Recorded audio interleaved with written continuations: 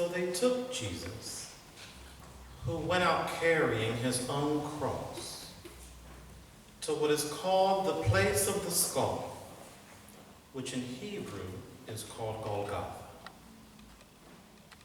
There they crucified him, and with him 2 others, one on either side, with Jesus between them. Pilate also had an inscription written and put on the cross. It read, "Jesus of Nazareth, the King of the Jews." Many of the Jews read this inscription because the place where Jesus was crucified was near the city, and it was written in Hebrew, in Latin, and in Greek. Then the chief priests of the Jews said to Pilate, "Do not write, 'The King of the Jews.'" "But this man said, 'I am the King of the Jews.'" Pilate answered. "What I have written, I have written." When the soldiers had crucified Jesus, they took his clothes and divided them into 4 parts, one for each soldier. They also took his tunic. Now the tunic was seamless, woven in one piece from the top.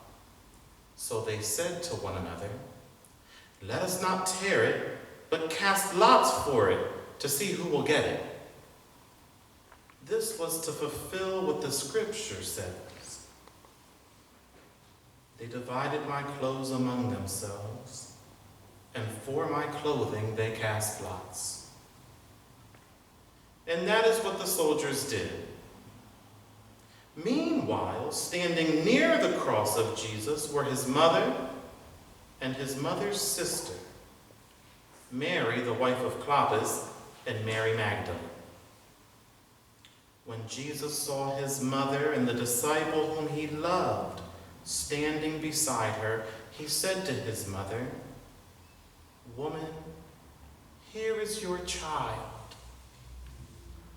Then he said to the disciple, "Here is your mother." And from that hour the disciple took her into his own home. After this, knowing that all was finished, Jesus said, in order to fulfill the scripture, "I am thirsty." A jar full of sour wine was standing there. So they put a sponge full of the wine on a branch of hyssop and held it to his mouth.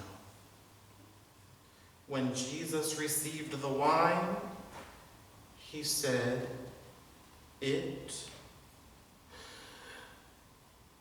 is finished."